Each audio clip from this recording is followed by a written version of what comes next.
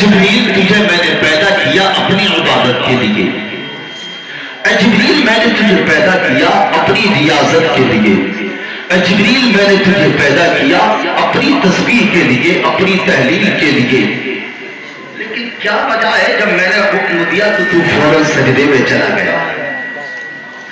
اللہ کی بارگاہ میں عرض کرتے ہیں مولا جب تو نے حکم دیا تو میں نے آدم کے قدموں کی طرف دیکھا، کوئی خاص بات نظر نہیں آئی۔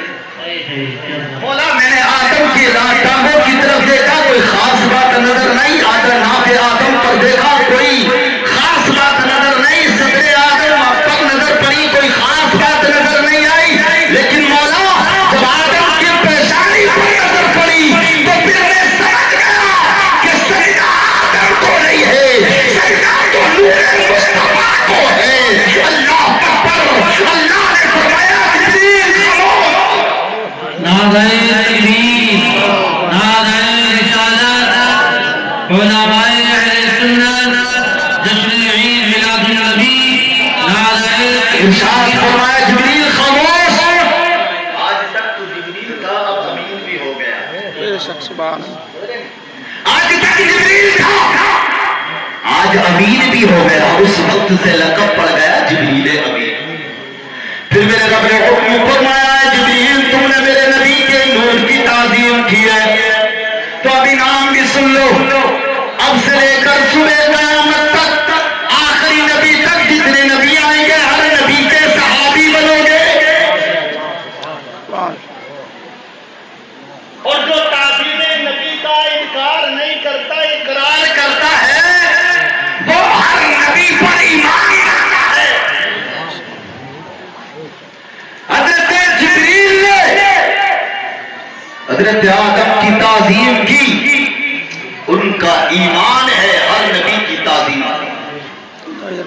برادران ملت اسلامیہ، اسی طرح آج بھی ہر ماننے والا جو نبی کا پکا شہدائی ہے، نبی کا چاہنے والا ہے، نبی کا ماننے والا ہے، نبی پر اپنی جان نچھاور کرنے والا ہے، اس سے پوچھا جائے بتا تیرا عیسیٰ علیہ السلام کے بارے میں کیا عقیدہ ہے، موسیٰ کے بارے میں کیا عقیدہ ہے، ابراہیم کے بارے میں کیا عقیدہ ہے، تو پھر وہ پلٹ کر کے کہے گا اللہ نے 1,24,000 قوم مویش جتنے نبی اور رسول اور کتابیں نازل فرمائی ہے، ہمارا سب پر ایمان ہے، ہم سب کی تعظیم کرتے ہیں۔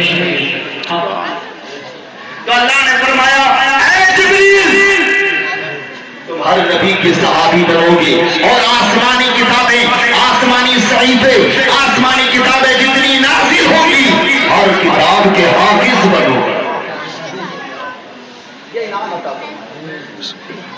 ہر نبی کا صحابی اور ہر آسمانی کتاب کا حافظ بنا دیا نبی کی تعظیم کرنے کی بنیاد پر۔ سبحان اللہ، سبحان تو میرے اللہ۔ مصطفیٰ کی تعظیم میں اپنے دلوں کو جھکا لیتے ہیں، اللہ تبارک و تعالیٰ انہیں دنیا میں اٹھا دیتا ہے، دنیا میں ان کے مرتبے بلند فرما دیتا ہے۔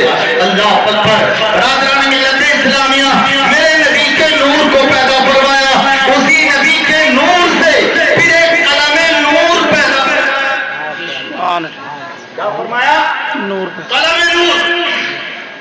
قلم نور کو پیدا فرمانے کے بعد میں میرے رب نے ارشاد فرمایا قلم لکھ۔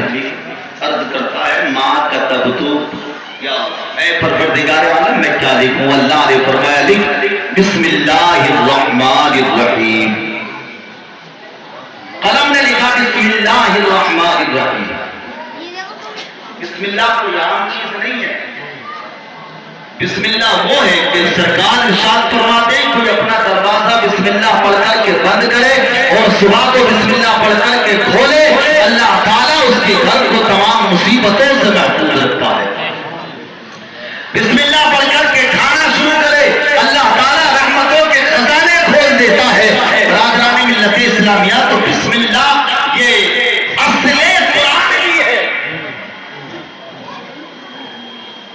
بسم اللہ اصل قرآن بھی ہے، کیونکہ میرے آقا نے فرمایا کہ جتنا معنی اور مفاہیم قرآن پاک میں ہے اتنے خالی تنہا سورہ فاتحہ میں ہے، اور جتنے معنی اور مفاہیم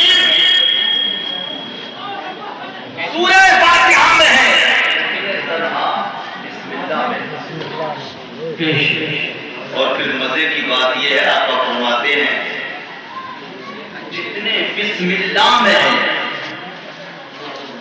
اس کے با میں اتنے معنی و مفاہیم، اور اس با کے بارے میں میرا علی جانتا ہے۔ اس با کے بارے میں کون جانتا ہے؟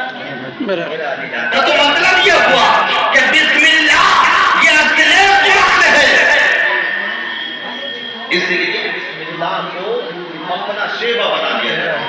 رب کی بارگاہ میں عرض کرتا ہے مولا قلم نے عرض کی پروردگار عالم میں نے بسم اللہ الرحمن الرحیم لکھا، مولا اب کیا لکھوں؟ اللہ ارشاد فرماتا ہے لا الہ الا اللہ، قلم نے لکھ دیا لا الہ الا اللہ۔ پھر عرض کرتا ہے مولا اب کیا لکھوں؟ لکھ محمد رسول اللہ۔ جب آقا کے نام کو سنا تو پھر اس کے وجود پر ہیبت طاری ہو گئی۔ 7000 سال تک یہ کانپتا رہا، 7000 سال کے بعد ہوش میں آیا تو پھر عرض کرتا ہے مولا کیا کوئی نام ایسا بھی ہے اے پروردگار عالم، کوئی ذات ایسی بھی ہے جس کا نام تیرے نام کے ساتھ لکھا جاتا ہو؟ اللہ نے ارشاد فرمایا اے قلم سن لے، تجھے جو وجود بخشا گیا ہے یہ اس کے وجود کی برکتوں کی وجہ سے ہے، یہ اس کے وجود کے صدقے سے ہے۔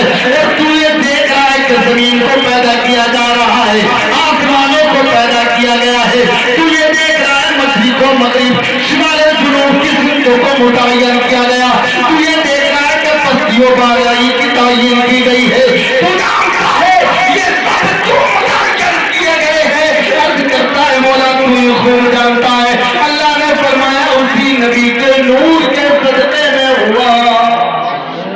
سبحان اللہ۔ اللہ کی بارگاہ میں عرض کرتا ہے مولا کیا یہ نبی کا نور بولتا بھی ہے؟ اللہ نے ارشاد فرمایا آزما کر کے دیکھ لے، سلام پڑھ کر کے دیکھ لے۔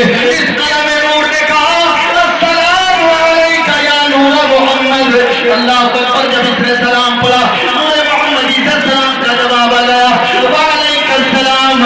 ابھی تو میرے آقا دنیا میں تشریف نہیں لائے ہیں، عالم نور میں اس وقت ہے، لیکن قلم کے سوال کا جواب دے رہے ہیں۔ اللہ پر آج اگر سے ہماری نظروں میں وہ تاب و طاقت نہیں کہ ہم مصطفیٰ کو دیکھ سکے، لیکن آج بھی کوئی گناہگار امتی دیوبندیا کی سرزمین پہ کھڑا ہو کر کے اپنے نبی کو سلام پڑھتا ہے، آقا فرماتے ہیں کہ اس کے سلام کو اپنے گانے پر سن لیتا ہے۔ سبحان اللہ، سبحان اللہ۔ یہ نہیں فرمایا۔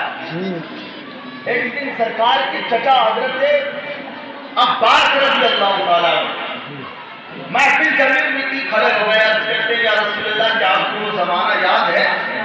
کون سا زمانہ؟ کہا آپ کی عمر 40 کی ہے، آپ پالنے میں لیتے ہوئے تھے، آپ کی انگلی سرانے جاتی تو چاند سرانے جاتا تھا، آپ کی انگلی اگر پائیں جاتی تو چاند پائیں جاتا تھا، آپ کی انگلی مشرق جاتی تو چاند مشرق، مغرب جاتی تو چاند مغرب۔ یا رسول اللہ وہ چاند سے کھیلنے والا زمانہ آپ کو یاد ہے؟ میرا آقا صلی اللہ علیہ وسلم نے ارشاد فرمایا چچا جان یہ تو میرے دنیا میں آنے سے بعد کی بات ہے، کیا میں آپ کو وہ بات نہ بتاؤں جو دنیا میں آنے سے پہلے کی ہے؟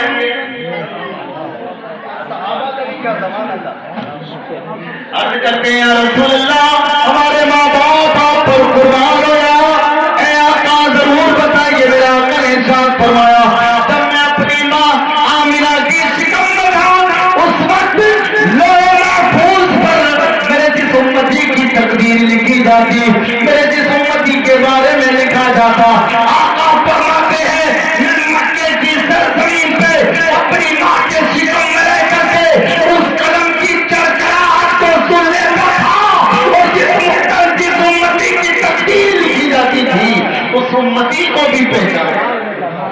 نعرہ رسالت، سرکار کی آمد، دلدار کی آمد، مکی کی آمد، مسیح کی آمد، جشن میلاد النبی، جشن میلاد النبی، مرحبا نبی، نعرہ تکبیر، نعرہ رسالت۔ برادران ملت اسلامیہ اللہ قلم کو حکم دیا نبی پر سلام پڑھ، قلم نے سلام پڑھا، جواب نور محمدی سے مل گیا، تو پھر اللہ نے انعام عطا فرمایا، اے قلم تو نے میرے نبی کی تعظیم کی ہے، اے قلم تو نے میرے نبی کی توقیر کی ہے، اے قلم تو نے میرے نبی کی عظمت کو سمجھا ہے، تو نے سلام پڑھا ہے، تیرے لیے میں نے جنت کو واجب کر دیا ہے۔ کیا قلم نور ہے، ایک مرتبہ سلام پڑھے اللہ تعالیٰ اس کے لیے جنت کو واجب کر دے۔ ہم گناہگار سہی، ہم تو بدکار سہی، ہم تو سیاہکار سہی، لیکن یہ ہمارا سنیوں کا شعبہ ہے۔ گھر میں بچہ پیدا ہوتا ہے تو پاتا خالی ہوتی ہے، اور پاتا خالی کے بعد میں میلاد شریف ہوتا ہے، میلاد شریف کے بعد میں صلاۃ و سلام ہوتا ہے، مقرر پڑھتا ہے تو پھر صلاۃ و سلام کرتا ہے، اللہ اکبر بیچ میں درود پڑھواتا ہے، اللہ اللہ جب محفل کا اختتام ہوتا ہے تو پھر صلاۃ و سلام ہوتا ہے۔ اگر اللہ نے تھوڑی زندگی عطا فرمائی، وہی بیٹا رخصت ہو گیا، پھر میلاد قائم کی جائے گی، پھر صلاۃ و سلام ہوگا۔ اور ہمارا حال تو یہ ہے کہ ہم جب نماز میں ہوتے ہیں تو التحیات میں رہ کر کے سلام پڑھتے ہیں، اللہ التحیات میں جب پڑھتے ہیں تو پھر نبی پر سلام پڑھتے ہیں، التحیات کے بعد میں جب بیٹھتے ہیں تو پھر نبی پر صلاۃ و سلام پڑھتے ہیں، اور صرف نبی پر نہیں پڑھتے، آلے نبی پر بھی سلام پڑھتے ہیں۔ برادران ملت اسلامیہ، ہمارا تو حال یہ ہے کہ جو عبادت خاص اللہ کے لیے ہے وہ اللہ بھی نہیں چاہتا، تو بغیر رسول کے ساتھ کوئی عبادت میری بارگاہ تک آئے جب تک میرے محبوب پر درود نہ پڑھا جائے میں کسی عبادت کو قبول نہیں کروں۔ اللہ اکبر۔ برادران ملت اسلامیہ، تو ہم تو ظہر میں بھی درود پڑھتے ہیں، ہم تو عصر میں بھی درود پڑھتے ہیں، ہم تو عشاء میں بھی درود پڑھتے ہیں، ہم تو فجر میں بھی درود پڑھتے ہیں، اور نمازوں کے بعد سلام پڑھتے ہیں۔ جب قلم کو ایک مرتبہ سلام کرنے کی بنیاد پر اللہ جنت عطا فرما سکتا ہے، وہ میرا اس بات پر بھی قدرت رکھتا ہے، ایک گناہگار محبوب کا امتی ہے، اگر وہ نبی پر سلام پڑھتا ہے، ایک مرتبہ نہیں ہزاروں سلام پڑھنے کی برکتوں سے اللہ اس گناہگار امتی کو بھی جنت عطا سبحان اللہ سبحان اللہ۔ صلاۃ و سلام پڑھنے کی بنیاد پر جنتیں ملا کرتی ہیں۔ لوگ کہتے ہیں کھڑے ہو کر کے سلام پڑھ لے اور تعظیم کر لے، اور تعظیم کرنا شرک ہے۔ اب چل تجھے شرک کا کارخانہ مبارک ہو، ہمیں نبی کی محبت کا میخانہ مبارک ہو۔ بے شک بے شک سبحان اللہ۔ تجھے کارخانہ شرک مبارک، ہمیں میخانہ محبت نبی